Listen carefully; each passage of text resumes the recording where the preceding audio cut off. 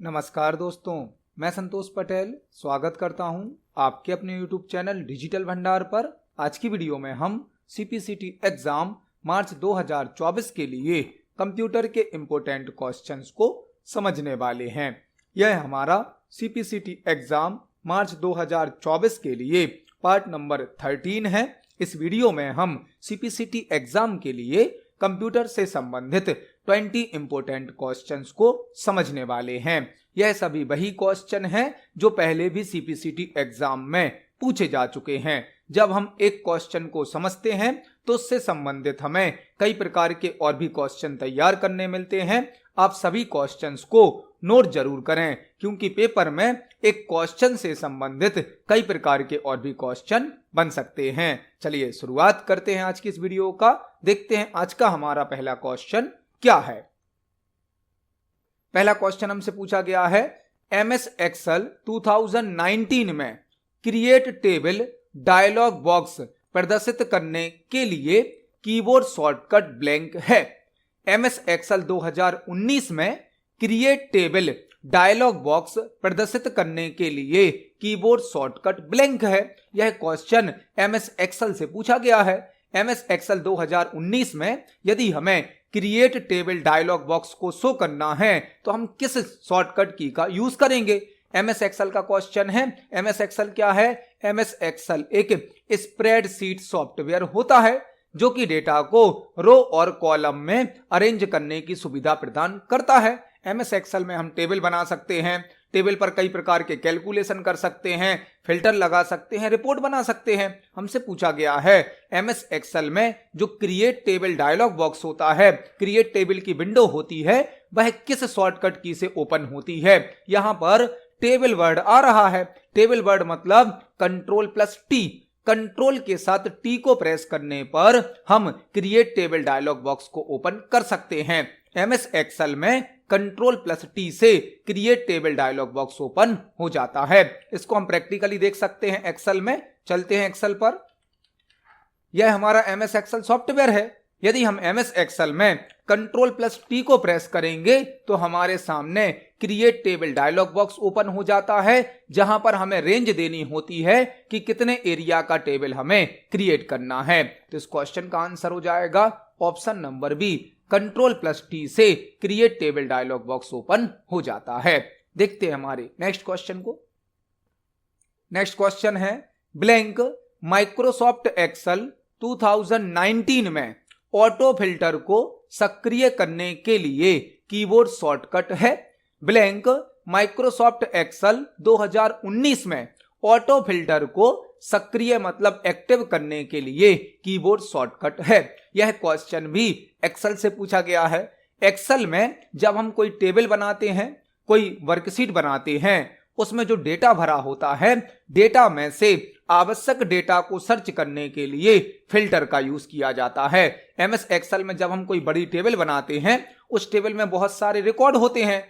उन सभी रिकॉर्ड में से कुछ आवश्यक डेटा को शो करने के लिए, सर्च करने के लिए फिल्टर का यूज किया जाता है। फिल्टर ऑप्शन होम टैब में होता है एक्सेल में, और डेटा टैब में भी होता है। एक्सेल के होम टैब में और डेटा टैब में फिल्टर ऑप्शन होता है। फिल्टर को हम Ctrl+Shift+L शॉर्टकट की से अप्लाई कर सकते हैं। MS Excel में फिल्टर को ऑन और ऑफ करने की शॉर्टकट की Ctrl+Shift+L होती है। एक और शॉर्टकट की से हम फिल्टर को लगा सकते हैं Alt+D+F।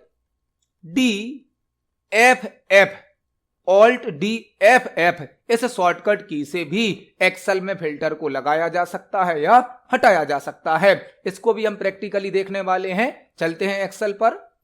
यहां पर हमने MS Excel में एक छोटा सा टेबल बनाया है। यदि हमें इस टेबल में से कुछ आवश्यक डेटा देखना है किसी कंडीशन के आधार पर, तो हम फिल्टर का यूज करेंगे। फिल्टर ऑप्शन होम टैब में सॉर्ट एंड फिल्टर के नाम से होता है, जहां पर हमें फिल्टर ऑप्शन प्राप्त हो जाता है। साथ ही साथ डेटा टैब में भी फिल्टर ऑप्शन होता है। डेटा टैब के अंदर भी हमें फिल्टर ऑप्शन प्राप्त होता है। फिल्टर की शॉर्टकट की Ctrl+Shift+L होती है। आप देख सकते हैं हमने Ctrl+Shift+L को प्रेस किया तो हमारे टेबल पर फिल्टर अप्लाई हो गया। अब यदि हमें इस टेबल में से केवल सागर सिटी का रिकॉर्ड देखना है तो हम सभी सिटी को ऑफ करेंगे और केवल सागर को सेलेक्ट करेंगे।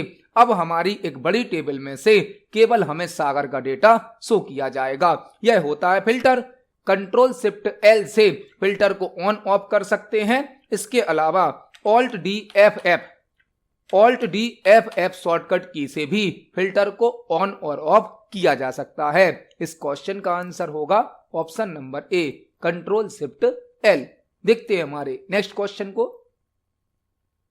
नेक्स्ट क्वेश्चन है माइक्रोसॉफ्ट एक्सेल 2019 में ब्लैंक एक कुंजी है जिसका उपयोग चार्ट में डेटा श्रृंखला को असाइन किए गए रंगों, पैटर्न या प्रतीकों की पहचान करने के लिए किया जाता है। एमएस एक्सेल का क्वेश्चन है माइक्रोसॉफ्ट एक्सेल 2019 में ब्लैंक एक कुंजी है जिसका उपयोग चार्ट में डेटा श्रृंखला मतलब डेटा सीरीज को असाइन किए गए रंगों मतलब कलर्स, पैटर्न या सिंबल्स की पहचान करने के लिए किया जाता है। यह क्वेश्चन भी एक्सेल से पूछा गया है जो कि चार्ट टॉपिक से संबंधित है। चार्ट यहां पर आपको एक साथ कई क्वेश्चन तैयार करने मिलेंगे। चार्ट टॉपिक से सीपीसीटी एग्जाम में कई प्रकार के क्वेश्चन बन सकते हैं। चार्ट क्या होता है? चार्ट किसी टेबल के डेटा का ग्राफिकल रिप्रेजेंटेशन होता है। किसी टेबल में भरे गए डेटा को चित्रों में दर्शाने के लिए चार्ट का यूज किया जाता है। एमएस एक्सेल में किसी टेबल के डेटा को ग्राफिकली रिप्रेजेंट करने के लिए चार्ट का यूज किया जाता है। चार्ट ऑप्शन एमएस एक्सेल के इंसर्ट टैब में प्राप्त होता है। चार्ट को हम दो शॉर्टकट की से बना सकते हैं। एक शॉर्टकट की होती है F11 और एक होती है Alt plus F1। Alt plus F1 जब हम F11 शॉर्टकट की से चार्ट बनाते हैं तो हमारा चार्ट एक न्यू वर्कशीट पर बनता है। न्यू शीट पर बनता है मतलब जिस सीट पर हमारी टेबल होती है उस सीट पर नहीं बनता है चार्ट, एक नई सीट पर बनता है। किस शॉर्टकट की से? F11 शॉर्टकट की से। और यदि हम Alt प्लस F1 शॉर्टकट की से चार्ट बनाएंगे तो वह कहलाता है एम्बेडेड चार्ट। एम्बेडेड चार्ट मतलब यह उसी वर्कशीट पर बन जाता है जिस वर्कशीट पर हमारी टेबल होती है। F11 से चार्ट बनता है नई वर्कशीट पर, Alt प्लस F1 से चार्ट बनता है उसी वर्कशीट पर जिस पर हमारी टेबल होती है। एमएस एक्सेल का डिफॉल्ट चार्ट होता है कॉलम चार्ट। एमएस एक्सेल का चार्ट का डिफॉल्ट टाइप कौन सा होता है? Column chart. हमसे क्वेश्चन पूछा गया है माइक्रोसॉफ्ट एक्सेल 2019 में ब्लैंक एक कुंजी है जिसका उपयोग चार्ट में डेटा श्रृंखला को असाइन किए गए रंगों, पैटर्न या प्रतीकों की पहचान करने के लिए किया जाता है। इसका आंसर है option number B, legend. Legend chart का एक पार्ट होता है जो कि चार्ट में किसी सीरीज को असाइन किए गए कलर्स को शो करता है। इस क्वेश्चन का आंसर होगा ऑप्शन नंबर बी, लीजेंड। इसको हम प्रैक्टिकली देख सकते हैं। यहां पर हमने एमएस एक्सेल में एक छोटा सा टेबल बनाया है। अब यदि हमें इस टेबल के डेटा को ग्राफिकली रिप्रेजेंट करना है, चित्रों में दर्शाना है, तो हम चार्ट क्रिएट करेंगे। पहले हमें टेबल को सिलेक्ट करना होगा, इंसर्ट टैब में जाना होगा। इंसर्ट टैब के अंदर एक चार्ट ग्रुप होता है जहां पर चार्ट के कई टाइप होते हैं। हम यहां से चार्ट क्रिएट कर सकते हैं। इसके अलावा चार्ट क्रिएट करने की हमने दो शॉर्टकट की देखी। एक शॉर्टकट की है F11 की। F11 की से जो हमारा चार्ट बनता है वह एक नई वर्कशीट पर बन जाता है। एक शॉर्टकट की होती है Alt प्लस F1 जिससे जो चार्ट बनता है यह उसी वर्कशीट पर बन जाता है जिस वर्कशीट पर हमारी टेबल बनी होती है। यह चार्ट हमारा उसी वर्कशीट पर बना है जिस वर्कशीट पर हमारी टेबल है। यह कहलाता है एम्बेडेड चार्ट। चार्ट के साथ एक पार्ट होता है लीजेंड। यह कहलाता है लीजेंड जो कि किसी सीरीज को असाइन किए गए कलर्स को रिप्रेजेंट करता है। यह कहलाता है लीजेंड। लीजेंड को हम अलग अलग स्थान पर शो कर सकते हैं। तो इस क्वेश्चन का आंसर हो जाएगा ऑप्शन नंबर बी, लीजेंड। देखते हैं हमारे नेक्स्ट क्वेश्चन को। नेक्स्ट क्वेश्चन है ब्लैंक माइक्रोसॉफ्ट एक्सेल 2019 में किसी मानदंड या मापदंड के आधार पर डेटा को एक निश्चित क्रम में व्यवस्थित करने की प्रक्रिया है। यह क्वेश्चन भी एक्सेल से पूछा गया है। ब्लैंक माइक्रोसॉफ्ट एक्सेल 2019 में किसी मानदंड या मापदंड के आधार पर डेटा को एक निश्चित क्रम में व्यवस्थित करने की प्रक्रिया है। एक्सेल में यदि हमने कोई टेबल बनाई है, उस टेबल के डेटा को यदि हमें फिक्स कंडीशन के आधार पर फिक्स ऑर्डर में अरेंज करना है तो हम किस ऑप्शन का यूज करते हैं? सॉर्टिंग का यूज करते हैं। सॉर्टिंग एक ऐसी प्रक्रिया है जिसके द्वारा टेबल के डेटा को एक निश्चित क्रम में जमा दिया जाता है, फिक्स सीक्वेंस में अरेंज कर दिया जाता है। सॉर्टिंग दो प्रकार की होती है, एक होती है ए से लेकर जेड तक, मतलब बढ़ते क्रम में, इंक्रीजिंग ऑर्डर में, जिसे कहा जाता है असेंडिंग सॉर्टिंग। एक होती है जेड से लेकर ए तक, मतलब घटते क्रम में, जिसे कहा जाता है डिक्रीजिंग ऑर्डर में। इस सॉर्टिंग को कहा जाता है डिसेंडिंग सॉर्टिंग। सॉर्टिंग के दो प्रकार होते हैं, असेंडिंग और सॉर्टिंग। इस क्वेश्चन का आंसर होगा option number A, sorting. Excel में किसी फिक्स कंडीशन के आधार पर डेटा को फिक्स ऑर्डर में अरेंज करने के लिए सॉर्टिंग का यूज किया जाता है। इसको हम प्रैक्टिकली देख सकते हैं। हमारी टेबल में जो डेटा भरा गया है, इस टेबल के डेटा को अभी आप देख सकते हैं, अजय नाम है, फिर राजू नाम है, सुरेश है और अनुज और अभिषेक के नाम लास्ट में है, मतलब अभी हमारी टेबल का डेटा सॉर्ट नहीं है। अब यदि हम इस टेबल के डेटा को निश्चित क्रम में जमाना चाहते हैं तो हम टेबल को सॉर्ट करेंगे। इसके लिए हमने अपने टेबल को सिलेक्ट किया, होम टैब में एडिटिंग ग्रुप में सॉर्ट एंड फिल्टर नाम का ऑप्शन होता है, जहां पर हमें सॉर्ट ए टू जेड मतलब ascending sorting, sort Z to A मतलब डिसेंडिंग सॉर्टिंग दी जाती है। यहां पर हम कस्टम सॉर्ट भी कर सकते हैं। कस्टम सॉर्ट में हमने सॉर्ट बाय, हमें नाम के आधार पर सॉर्ट करना है और कैसा करना है? ए टू जेड मतलब असेंडिंग, जेड टू ए मतलब डिसेंडिंग। तो हमने ए टू जेड रखा और ओके कर दिया। अब आप देखेंगे हमारी टेबल का डेटा एक निश्चित क्रम में जम गया है। ए वाले नाम पहले आ गए, फिर बी वाले नाम आएंगे, फिर सी वाले, फिर डी वाले, ऐसे करके हमारी टेबल के डेटा को अरेंज कर दिया जाता है। इस क्वेश्चन का आंसर होगा ऑप्शन नंबर ए, सॉर्टिंग। देखते हैं हमारे नेक्स्ट क्वेश्चन को। नेक्स्ट क्वेश्चन है, एमएस एक्सेल 2019 में कौन सा कीबोर्ड शॉर्टकट वर्कबुक को बंद करने के लिए उपयोग किया जाता है? एमएस एक्सेल 2019 में कौन सा कीबोर्ड शॉर्टकट वर्कबुक को बंद करने के लिए उपयोग किया जाता है? यह क्वेश्चन भी एक्सेल से पूछा गया है। एक्सेल की वर्कबुक को क्लोज करने के लिए किस शॉर्टकट की का यूज किया जाता है? एमएस एक्सेल में जो फाइल बनती है, फाइल को कहा जाता है वर्कबुक। एमएस एक्सेल की फाइल को कहा जाता है वर्कबुक, जिसका डिफॉल्ट नेम होता है बुक1। हमसे क्वेश्चन पूछा गया है, यदि हमें एक्सेल की फाइल को बंद करना है तो हम कौन सी शॉर्टकट की का यूज करेंगे? एमएस एक्सेल में, एमएस वर्ड में, एमएस पावर पॉइंट में फाइल मीनू के अंदर क्लोज नाम का ऑप्शन होता है, जिससे हम फाइल को क्लोज कर सकते हैं। MS Word, MS Excel, MS PowerPoint में फाइल मीनू के अंदर क्लोज ऑप्शन होता है, जिससे फाइल को क्लोज किया जाता है, जिसकी शॉर्टकट की होती है कंट्रोल+W। कंट्रोल+W से हम फाइल को मतलब वर्कबुक को क्लोज कर सकते हैं। कंट्रोल+F4 से भी फाइल को क्लोज किया जा सकता है। कंट्रोल के साथ F4 से भी फाइल को क्लोज किया जा सकता है। तो इस क्वेश्चन का आंसर हो जाएगा ऑप्शन नंबर डी, कंट्रोल+W या कंट्रोल+F4 से फाइल को क्लोज किया जा सकता है, मतलब वर्कबुक को क्लोज किया जा सकता है। इसको हम प्रैक्टिकली देख सकते हैं। एमएस एक्सेल में फाइल मेनू के अंदर एक क्लोज ऑप्शन होता है, जिससे हम अपनी फाइल को क्लोज कर सकते हैं। आप देख सकते हैं जो फाइल ओपन है उसको क्लोज करने पर हमसे पूछा जा रहा है फाइल को सेव करना है या नहीं करना है। यदि हम एस करेंगे, सेव करेंगे, तो हमारी फाइल सेव हो जाएगी। सेव नहीं करना तो डोंट सेव कर देंगे। इसको अभी हम कैंसिल करते हैं। यही काम हम कंट्रोल+W से भी कर सकते हैं। कंट्रोल+W से भी फाइल क्लोज होती है। यही काम कंट्रोल+F4 से भी किया जा सकता है। तो फाइल को क्लोज करने की दो शॉर्टकट की हैं, कंट्रोल+W या कंट्रोल+F4। देखते हैं हमारे नेक्स्ट क्वेश्चन को। नेक्स्ट क्वेश्चन है, एमएस एक्सेल 2019 में कीबोर्ड शॉर्टकट कंट्रोल+9 का उपयोग ब्लैंक के लिए किया जाता है। एमएस एक्सेल 2019 में कीबोर्ड शॉर्टकट कंट्रोल+9 का उपयोग ब्लैंक के लिए किया जाता है। यहां पर हमसे यह क्वेश्चन एक्सेल से पूछा गया है। एक्सेल की एक शॉर्टकट की हमें दी गई है कंट्रोल+9। और हमें बताना है यह क्या करती है।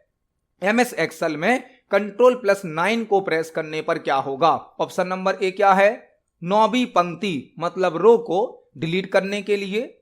ऑप्शन नंबर बी क्या है, चयनित पंक्ति मतलब रो छुपाने मतलब हाइड करने के लिए, चयनित पंक्ति छुपाने मतलब हाइड करने के लिए, या चयनित कॉलम को अनहाइड करने के लिए। जो Ctrl+9 है इससे हम चयनित पंक्ति मतलब रो को हाइड कर सकते हैं, यह हमारा आंसर होगा। यहां पर एक ही ऑप्शन 2 बार टाइप कर दिया गया है, यही हमारा आंसर है। चयनित पंक्ति मतलब रो को हाइड करने के लिए Ctrl+9 का यूज किया जाता है। जो भी रो हम सेलेक्ट करते हैं उस रो को हाइड करने के लिए Ctrl+9 का यूज किया जाता है। यहां पर ऑप्शन 2 बार टाइप हुआ है। Ctrl+9 से हम किसी भी सिलेक्टेड रो को हाइड कर सकते हैं। इसको हम प्रैक्टिकली देख सकते हैं।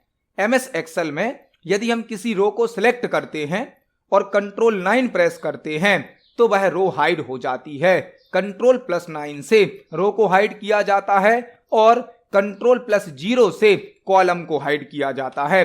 Ctrl+0 से कॉलम हाइड होता है और Ctrl+9 से रो हाइड होती है। इस क्वेश्चन का आंसर हो जाएगा ऑप्शन नंबर बी। चयनित पंक्ति छिपाने मतलब हाइड करने के लिए Ctrl+9 का यूज किया जाता है, Ctrl+0 से कॉलम को हाइड किया जाता है। इस क्वेश्चन का आंसर है ऑप्शन नंबर बी। देखते हैं हमारे नेक्स्ट क्वेश्चन को। नेक्स्ट क्वेश्चन है, एक स्प्रेडशीट कई छोटे आयतों से बनी होती है जिन्हें ब्लैंक कहा जाता है। एक स्प्रेडशीट कई छोटे आयतों से बनी होती है जिन्हें ब्लैंक कहा जाता है। यह क्वेश्चन भी एक्सेल से संबंधित है। हमसे क्वेश्चन पूछा गया है, एक स्प्रेडशीट कई छोटे आयतों से बनी होती है जिन्हें ब्लैंक कहा जाता है। स्प्रेडशीट मतलब एक्सेल की वर्कशीट। स्प्रेडशीट सॉफ्टवेयर वह सॉफ्टवेयर कहलाते हैं जो डेटा को रो और कॉलम में अरेंज करने की सुविधा प्रदान करते हैं। स्प्रेडशीट सॉफ्टवेयर डेटा को रो और कॉलम में अरेंज करने की सुविधा प्रदान करते हैं, जैसे कि एमएस एक्सेल। एमएस एक्सेल में जो फाइल बनती है फाइल, उसे हम कहते हैं वर्कबुक। एक्सेल की फाइल को कहा जाता है वर्कबुक और एक्सेल के पेज को कहा जाता है वर्कशीट। एक्सेल की फाइल को कहा जाता है वर्कबुक, पेज को कहा जाता है वर्कशीट।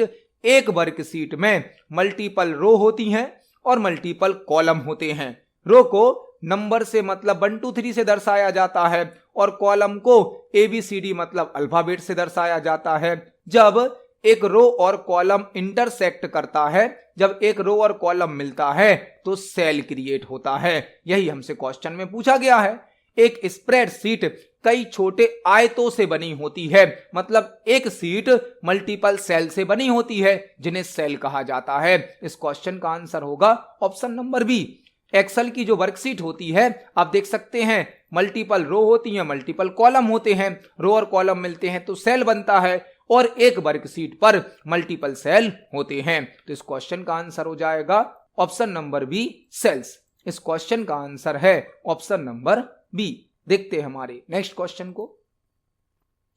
नेक्स्ट क्वेश्चन है, एमएस एक्सेल 2019 वर्कशीट में सबसे दाहिना कॉलम ब्लैंक होता है।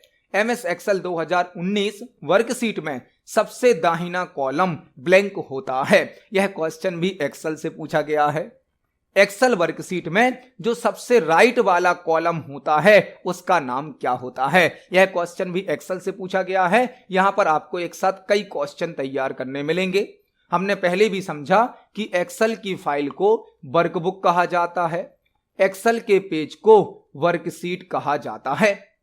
एक वर्कशीट मल्टीपल रो और मल्टीपल कॉलम से मिलकर बनी होती है। रो को 1 2 3 से मतलब नंबर से दर्शाया जाता है, कॉलम को ABCD से मतलब अल्फाबेट से दर्शाया जाता है। एक वर्कशीट में 10,48,576 रो होती हैं। एक वर्कशीट में 10,48,576 रो होती हैं और 16,384 कॉलम होते हैं। एक वर्कशीट में 10,48,576 रो होती हैं और 16,384 कॉलम होते हैं। रो को नंबर से मतलब 1 2 3 से दर्शाया जाता है और कॉलम को ABCD से दर्शाया जाता है। हमसे पूछा गया है एमएस एक्सेल 2019 वर्कशीट में सबसे दाहिना कॉलम ब्लैंक होता है। सबसे दाहिना कॉलम मतलब लास्ट कॉलम कौन से नंबर का होगा? 16384। कॉलम को तो हम ABCD से दर्शाते हैं। अब जो लास्ट कॉलम होगा 16384 नंबर का, उसका नाम क्या होता है, यह हमसे पूछा गया है। एक्सेल की वर्कशीट में 10,48,576 रो होती हैं, 16,384 कॉलम होते हैं। पहले कॉलम का नाम होता है A, लास्ट कॉलम का नाम होता है XFD। इसी प्रकार से फर्स्ट रो का नंबर होता है 1 और लास्ट रो का नंबर होता है 10,48,576। इसको हम प्रैक्टिकली देख सकते हैं एक्सेल में। चलते हैं एक्सेल पर। यह हमारी एक्सेल की फाइल है। यहां पर हमारी वर्कशीट ओपन है। वर्कशीट में यह होते हैं कॉलम को ABCD से दर्शाया जाता है। यह होती हैं रो को नंबर से दर्शाया जाता है। एक वर्कशीट में 10,48,576 रो होती हैं, 16,384 कॉलम होते हैं। अभी हमारा कर्सर पहले कॉलम पर है। यदि हम कंट्रोल के साथ राइट वाली एरो की प्रेस करें, राइट एरो की, तो हम डायरेक्ट लास्ट कॉलम पर आ जाते हैं। लास्ट कॉलम का नाम होता है XFD। एक्सेल में एक शॉर्टकट की भी हमने देखी। कंट्रोल के साथ राइट एरो की को प्रेस करके हम लास्ट कॉलम पे आ जाते हैं। लास्ट कॉलम का नाम है XFD। यदि हम अब कंट्रोल के साथ लेफ्ट वाली एरो की को प्रेस करें तो हम फर्स्ट कॉलम पर आ जाएंगे। इसी प्रकार से कंट्रोल के साथ डाउन एरो की को प्रेस करके हम लास्ट रो पर जा सकते हैं और कंट्रोल के साथ अप एरो की को प्रेस करके हम फर्स्ट रो पर आ सकते हैं। तो इस क्वेश्चन का आंसर हो जाएगा option number B, XFD MS Excel के लास्ट कॉलम का या सबसे दाहिने कॉलम का नाम होता है। देखते हैं हमारे नेक्स्ट क्वेश्चन को। नेक्स्ट क्वेश्चन है MS एक्सेल 2016 में ब्लैंक अलाइनमेंट विकल्प किसी सेल में तभी लागू होता है जब सेल को रैप्ड टेक्स्ट के रूप में फॉर्मेट किया जाता है और सेल एक से अधिक लाइन का उपयोग करती है। MS एक्सेल का एक और क्वेश्चन। MS एक्सेल 2016 में ब्लैंक अलाइनमेंट विकल्प किसी सेल पर तभी लागू होता है जब सेल को रैप्ड टेक्स्ट के रूप में फॉर्मेट किया जाता है और सेल में एक से अधिक लाइन का उपयोग करती हैं। यह क्वेश्चन भी एक्सेल से है जो कि अलाइनमेंट और रैप्ड टेक्स्ट ऑप्शन से संबंधित है। रैप टेक्स्ट क्या होता है? रैप टेक्स्ट, जब हम एक्सेल के किसी सेल में टेक्स्ट टाइप करते हैं तो बाय डिफॉल्ट टेक्स्ट को सिंगल लाइन में टाइप किया जाता है। सिंगल लाइन में MS एक्सेल का जो सेल होता है उसमें बाय डिफॉल्ट सिंगल लाइन का टेक्स्ट टाइप होता है। यदि हम बड़ा टेक्स्ट टाइप भी करते हैं तो टेक्स्ट सेल से बाहर चला जाता है। यदि हमें एक ही सेल में मल्टीपल लाइन का टेक्स्ट टाइप करना है तो इसके लिए हम रैप टेक्स्ट नाम का ऑप्शन यूज करते हैं। रैप टेक्स्ट क्या सुविधा देता है? सिंगल सेल में मल्टीपल लाइन का टेक्स्ट टाइप करने के लिए रैप टेक्स्ट का यूज किया जाता है। रैप टेक्स्ट की शॉर्टकट की होती है Alt plus enter. Wrap text की शॉर्टकट की होती है। Alt के साथ एंटर को प्रेस करके हम रैप टेक्स्ट कर सकते हैं। जब हम किसी सेल में रैप टेक्स्ट फॉर्मेटिंग को यूज करते हैं और मल्टीपल लाइन का टेक्स्ट टाइप करते हैं तब वहां पर जस्टिफाई अलाइनमेंट का यूज किया जा सकता है। जस्टिफाई मतलब लेफ्ट साइड से और राइट साइड से हमारा टेक्स्ट फिक्स हो जाएगा, दोनों बॉर्डर से फिक्स हो जाएगा, उसे कहा जाता है जस्टिफाई अलाइनमेंट। और जस्टिफाई अलाइनमेंट कब सेट होगा? जब किसी सेल पर रैप टेक्स्ट फॉर्मेटिंग यूज की गई होगी और उस सेल में मल्टीपल लाइन का टेक्स्ट भरा जाएगा। इसको हम प्रैक्टिकली देख सकते हैं।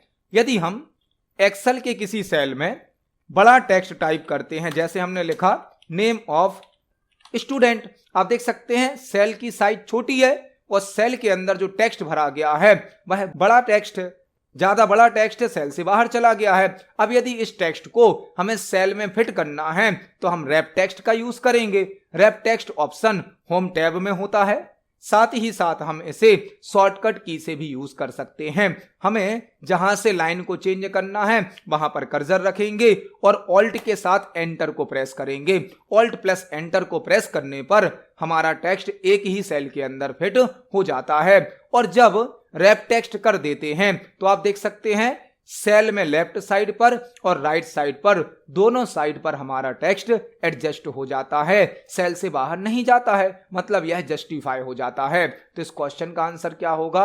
Option number B, justify. Justify मतलब किसी टेक्स्ट को सिंगल सेल के अंदर मल्टीपल लाइन में लेफ्ट साइड से और राइट साइड से फिक्स कर देना। इस क्वेश्चन का आंसर हो जाएगा ऑप्शन नंबर बी। देखते हैं हमारे नेक्स्ट क्वेश्चन को।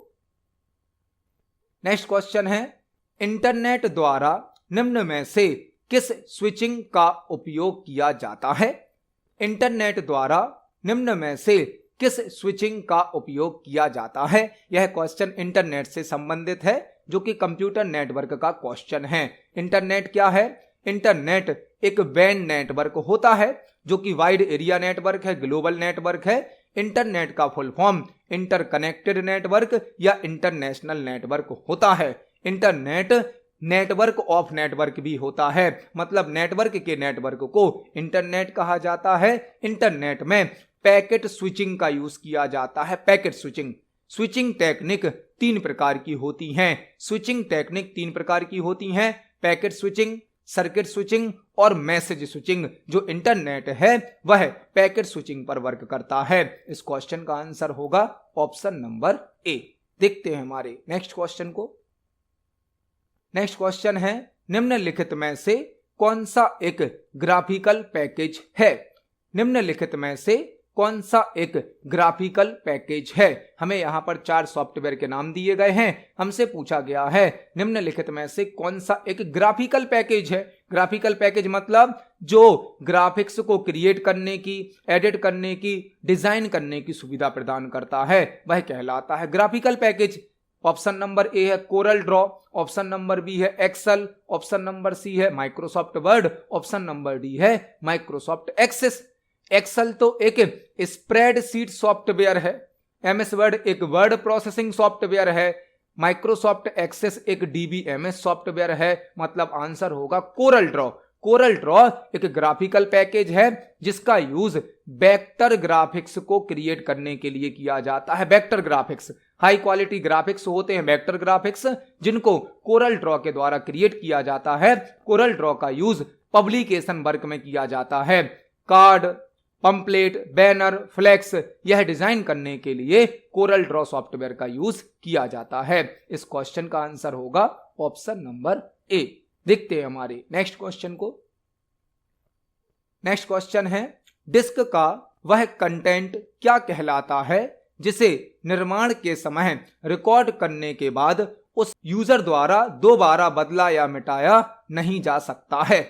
डिस्क का वह कंटेंट क्या कहलाता है जो निर्माण के समय रिकॉर्ड करने के बाद उसे यूजर द्वारा दोबारा बदला या मिटाया नहीं जा सकता है? यह क्वेश्चन मेमोरी से संबंधित है। मेमोरी में डिस्क यूज होती हैं, डिस्क जैसे कि हार्ड डिस्क, सीडी, डीवीडी, कई प्रकार की डिस्क होती हैं। डिस्क का वह कंटेंट क्या कहलाता है जिसे निर्माण के समय ही रिकॉर्ड करने के बाद उसे यूजर द्वारा चेंज नहीं किया जा सकता है? वह कहलाता है रीड ओनली। रीड ओनली मतलब जैसे कि रोम, रोम जिसका फुल फॉर्म होता है रीड ओनली मेमोरी। जब रोम चिप को बनाया जाता है तो उसके अंदर कुछ डेटा स्टोर कर दिया जाता है, वह डेटा यूजर चेंज नहीं कर सकता है, केवल उस डेटा को रीड कर सकता है। ऐसे डेटा को कहा जाता है रीड ओनली। रीड ओनली मतलब जिसको हम देख सकते हैं, पढ़ सकते हैं, लेकिन उसे चेंज नहीं कर सकते हैं। तो इस क्वेश्चन का आंसर हो जाएगा ऑप्शन नंबर ए, रीड ओनली। देखते हैं हमारे नेक्स्ट क्वेश्चन को। नेक्स्ट क्वेश्चन है, निम्न में से क्या CDRW डिस्क की एक विशेषता है? निम्न में से क्या CDRW की एक विशेषता है? यह क्वेश्चन भी मेमोरी से संबंधित है और CD से संबंधित है। CDRW का क्वेश्चन पूछा गया है। CDRW CD का एक टाइप है। यहां पर हम कई क्वेश्चन तैयार करेंगे। CD क्या है? CD एक ऑप्टिकल डिस्क होती है। ऑप्टिकल डिस्क, CD एक ऑप्टिकल डिस्क होती है जो कि हमारे कंप्यूटर में सेकेंडरी मेमोरी का टाइप है। CD एक ऑप्टिकल डिस्क है जो कि एक सेकेंडरी मेमोरी होती है। CD का फुल फॉर्म कॉम्पैक्ट डिस्क होता है। कॉम्पैक्ट डिस्क, सीडी का फुल फॉर्म कॉम्पैक्ट डिस्क होता है। सीडी में 700 MB तक का डेटा स्टोर किया जा सकता है। सीडी की थिकनेस या मोटाई 1.2 mm होती है। सीडी का व्यास या सीडी का डायामीटर 120 mm होता है, 120 मिलीमीटर होता है। सीडी पॉलीकार्बोनेट मटेरियल से बनी होती है, पॉलीकार्बोनेट मटेरियल से। जब हम सीडी के डेटा को कंप्यूटर में कॉपी करते हैं तो इसे कहा जाता है रिपिंग प्रोसेस, रिपिंग। और जब कंप्यूटर का डेटा सीडी में कॉपी करते हैं, सीडी में, तो उसे कहा जाता है बर्निंग प्रोसेस, बर्निंग। सीडी का डेटा कंप्यूटर में कॉपी करना रिपिंग कहलाता है और कंप्यूटर का डेटा सीडी में कॉपी करना बर्निंग कहलाता है। सीडी के कई टाइप होते हैं, जैसे कि एक होती है सीडीआर, सीडीआर मतलब रिकॉर्डेबल। एक होती है सीडी रोम, सीडी रोम मतलब compact disc read only memory. एक होती है सीडीआरडब्ल्यू, सीडीआरडब्ल्यू मतलब compact disc rewritable, compact disc rewritable. Rewritable मतलब ऐसी सीडी जिसमें हम बार बार डेटा को चेंज करके नया डेटा स्टोर कर सकते हैं। सीडीआरडब्ल्यू मतलब कॉम्पैक्ट डिस्क रीराइटेबल, रीराइटेबल मतलब ऐसी सीडी जिसके पुराने डेटा को हटाकर नया डेटा स्टोर किया जा सकता है, वह कहलाती है कॉम्पैक्ट डिस्क रीराइटेबल, जिसे हम रीयूज भी कर सकते हैं। रीयूज मतलब पुराना डेटा हटाकर नया डेटा स्टोर कर सकते हैं। हमसे क्वेश्चन पूछा गया था, निम्न में से क्या सीडीआरडब्ल्यू डिस्क की एक विशेषता है? सीडीआरडब्ल्यू डिस्क की विशेषता है इसे मिटाया और दोबारा लिखा जा सकता है। जो सीडीआरडब्ल्यू है मतलब कॉम्पैक्ट डिस्क रीराइटेबल, इसमें हम पुराने डेटा को हटाकर नया डेटा स्टोर कर सकते हैं। तो इस क्वेश्चन का आंसर होगा ऑप्शन नंबर डी। देखते हैं हमारे नेक्स्ट क्वेश्चन को। नेक्स्ट क्वेश्चन है वर्चुअल मेमोरी क्या है? यह क्वेश्चन भी मेमोरी से संबंधित है। वर्चुअल मेमोरी क्या है? वर्चुअल मेमोरी क्या है? वर्चुअल मेमोरी किसी सेकेंडरी मेमोरी को प्राइमरी मेमोरी के रूप में यूज करने की सुविधा प्रदान करती है। वर्चुअल मेमोरी क्या होती है? वर्चुअल मेमोरी सेकेंडरी मेमोरी को प्राइमरी मेमोरी के रूप में यूज करने की सुविधा प्रदान करती है। मतलब आंसर हो जाएगा ऑप्शन नंबर ए। हार्ड डिस्क पर मौजूद एक मेमोरी जिसका उपयोग सीपीयू द्वारा आवर्धित रैम के रूप में किया जाता है। वर्चुअल मेमोरी क्या करती है? सेकेंडरी मेमोरी को प्राइमरी मेमोरी के रूप में यूज करने की सुविधा प्रदान करती है। तो आंसर क्या हो जाएगा? ऑप्शन नंबर ए। हार्ड डिस्क पर मौजूद एक मेमोरी जिसका उपयोग सीपीयू मतलब सेंट्रल प्रोसेसिंग यूनिट द्वारा आवर्धित रैम मतलब रैंडम एक्सेस मेमोरी के रूप में किया जाता है। तो इस क्वेश्चन का आंसर होगा ऑप्शन नंबर ए। जो वर्चुअल मेमोरी है वह सेकेंडरी मेमोरी को प्राइमरी मेमोरी के रूप में यूज करने की सुविधा प्रदान करती है। देखते हैं हमारे नेक्स्ट क्वेश्चन को। नेक्स्ट क्वेश्चन है ओपन ऑफिस राइटर में फील्ड्स को अद्यतन मतलब अपडेट करने के लिए निम्न में से किस टैब का उपयोग किया जा सकता है? ओपन ऑफिस राइटर का क्वेश्चन है। ओपन ऑफिस राइटर में फील्ड्स को अपडेट करने के लिए निम्न में से किस टैब का उपयोग किया जा सकता है? ओपन ऑफिस राइटर क्या है? ओपन ऑफिस राइटर एक वर्ड प्रोसेसिंग सॉफ्टवेयर होता है। वर्ड प्रोसेसिंग सॉफ्टवेयर, जैसे कि आप एमएस वर्ड को यूज करते हैं, एमएस वर्ड भी एक वर्ड प्रोसेसिंग सॉफ्टवेयर है। इसी प्रकार से होता है open office writer. Open office writer एक वर्ड प्रोसेसिंग सॉफ्टवेयर है जो कि टेक्स्ट को टाइप करने की, एडिट करने की, फॉर्मेट करने की सुविधा प्रदान करता है, जैसे कि हम एमएस वर्ड को यूज करते हैं। हमसे क्वेश्चन पूछा गया है ओपन ऑफिस राइटर में फील्ड्स को अपडेट करने के लिए निम्न में से किस टैब का उपयोग किया जा सकता है? ओपन ऑफिस राइटर में जो फील्ड होती हैं उनको अपडेट करने के लिए इंसर्ट टैब का यूज किया जाता है, इंसर्ट टैब का। तो इस क्वेश्चन का आंसर होगा option number D, insert tab. देखते हैं हमारे नेक्स्ट क्वेश्चन को। नेक्स्ट क्वेश्चन है निम्न में से कौन सी एक प्रकाश संवेदी मतलब light sensitive computer input device है? निम्न में से कौन सी एक प्रकाश संवेदी मतलब light sensitive computer input device है? यह क्वेश्चन इनपुट डिवाइस से संबंधित है। इनपुट डिवाइस से संबंधित हमें यहां पर कुछ डिवाइस के नाम दिए गए हैं और हमसे पूछा गया है इनमें से कौन सी एक light sensitive computer input device है। Light sensitive computer input device होती है लाइट पेन। लाइट पेन जो कि एक इनपुट डिवाइस है, एक पॉइंटिंग डिवाइस है और लाइट पेन से एक लाइट को स्क्रीन पर फोकस किया जाता है जिसके माध्यम से किसी ऑब्जेक्ट को ड्रॉ कर सकते हैं, किसी ऑब्जेक्ट को सिलेक्ट कर सकते हैं। तो इस क्वेश्चन का आंसर होगा option number B, light pen. Light pen एक इनपुट डिवाइस है, एक पॉइंटिंग डिवाइस है, इसे लाइट सेंसिटिव डिवाइस भी कहा जाता है। तो इस क्वेश्चन का आंसर हो जाएगा option number B, light pen. देखते हैं हमारे नेक्स्ट क्वेश्चन को। नेक्स्ट क्वेश्चन है, निम्न में से क्या गतिशील और स्थिर चित्रों को पूर्णतः डिजिटाइज कर सकता है। निम्न में से क्या गतिशील मतलब डायनामिक जो कि चेंज होती रहती हैं और स्थिर मतलब फिक्स चित्रों को पूर्णतः डिजिटाइज कर सकता है। हमसे एक क्वेश्चन पूछा गया है कि जो 4 डिवाइस के नाम हमें दिए गए हैं इनमें से कौन सी ऐसी डिवाइस है जो गतिशील मतलब डायनामिक और स्थिर मतलब फिक्स इमेजेस को पूर्णतः डिजिटाइज कर सकता है। डिजिटाइज मतलब कंप्यूटर में इनपुट कर देना। यदि हमारे पास कोई इमेज है या कोई डायनामिक इमेज है जो कि अभी चल रही है, उसको हमें कंप्यूटर में इनपुट करना है तो हम किस डिवाइस का यूज करेंगे? वह डिवाइस होगी डिजिटल कैमरा।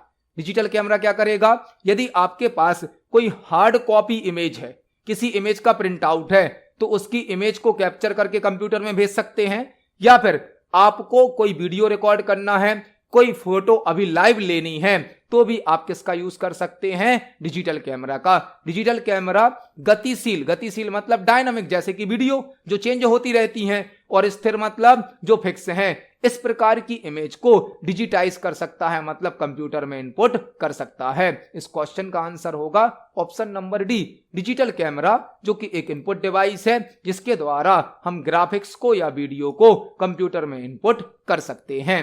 देखते हैं हमारे नेक्स्ट क्वेश्चन को। नेक्स्ट क्वेश्चन है, एमएस एक्सेल का निम्न में से कौन सा फंक्शन डेटाबेस में भरे हुए मतलब नॉन ब्लैंक सेल की गणना करता है। यह क्वेश्चन भी एक्सेल से पूछा गया है।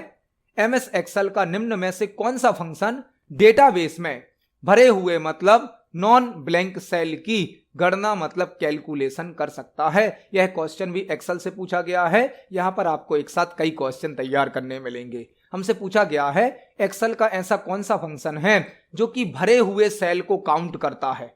भरे हुए सेल को, यहां पर आपको एक साथ कई क्वेश्चन तैयार करने हैं। एक्सेल में एक फंक्शन होता है काउंट फंक्शन, आपने यूज किया होगा काउंट फंक्शन। काउंट फंक्शन क्या करता है? भरे हुए सेल को काउंट करता है, लेकिन यह केवल वही सेल काउंट करता है जो नंबर से भरे जाते हैं। एमएस एक्सेल में काउंट फंक्शन केवल उन्हीं सेल को काउंट करता है जिनमें नंबर भरे जाते हैं। जबकि एक फंक्शन होता है काउंट ए फंक्शन।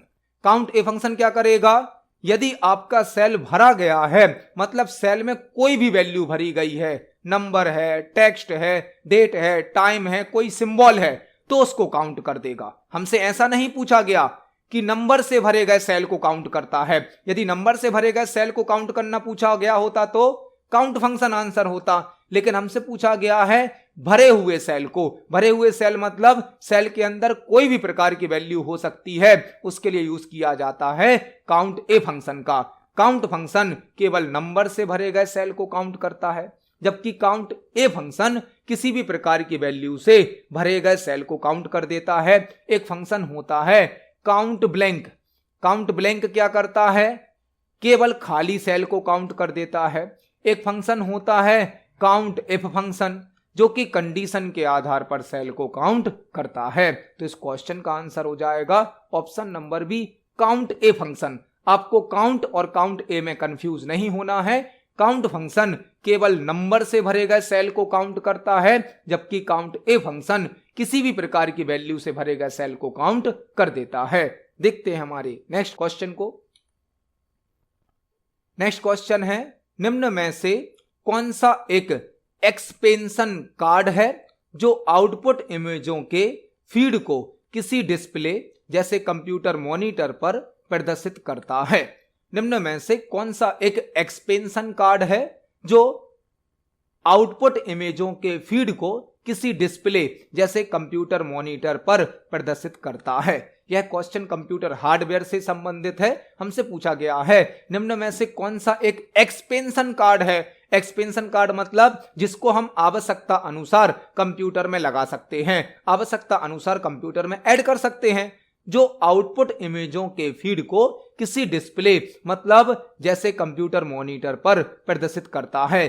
कंप्यूटर में ग्राफिक्स को शो करने के लिए, इमेजेस को शो करने के लिए ग्राफिक्स कार्ड या वीडियो कार्ड का यूज किया जाता है। वीडियो कार्ड जिसे ग्राफिक्स कार्ड भी कहते हैं, यह कंप्यूटर सिस्टम में इमेजेस को, ग्राफिक्स को रिप्रेजेंट करने के लिए यूज किया जाता है। तो इस क्वेश्चन का आंसर हो जाएगा option number B, video card या ग्राफिक्स कार्ड। देखते हैं हमारी नेक्स्ट क्वेश्चन को। नेक्स्ट क्वेश्चन है निम्न में से कौन सा सॉफ्टवेयर फाइलों को इस प्रकार पुनर्व्यवस्थित करता है जिससे फाइलों के सभी अंश एक दूसरे के आसपास रहें। निम्न में से कौन सा सॉफ्टवेयर फाइल्स को इस प्रकार पुनर्व्यवस्थित करता है, मतलब रीअरेंज करता है, जिससे फाइलों के सभी अंश मतलब फाइल्स के ऑल पार्ट्स एक दूसरे के आसपास रहें। यह क्वेश्चन यूटिलिटी सॉफ्टवेयर से संबंधित है। यूटिलिटी सॉफ्टवेयर, यूटिलिटी सॉफ्टवेयर कौन से सॉफ्टवेयर होते हैं? ऐसे सॉफ्टवेयर जो कंप्यूटर सिस्टम का मेंटेनेंस करते हैं, कंप्यूटर सिस्टम की परफॉर्मेंस को बढ़ा देते हैं, वह कहलाते हैं यूटिलिटी सॉफ्टवेयर। यहां पर इस क्वेश्चन का आंसर है option number A, disk defragmenter. Disk defragmenter एक यूटिलिटी सॉफ्टवेयर होता है, यूटिलिटी प्रोग्राम होता है जो कि हमारे कंप्यूटर में फाइल और फोल्डर को रीअरेंज करता है, पुनर्व्यवस्थित करता है, जिससे मेमोरी स्पेस बढ़ जाता है और कंप्यूटर की स्पीड भी बढ़ जाती है। तो इस क्वेश्चन का आंसर होगा ऑप्शन नंबर ए, डिस्क डीफ्रैगमेंटर, जो कि एक यूटिलिटी सॉफ्टवेयर होता है। इस क्वेश्चन का आंसर है ऑप्शन नंबर ए।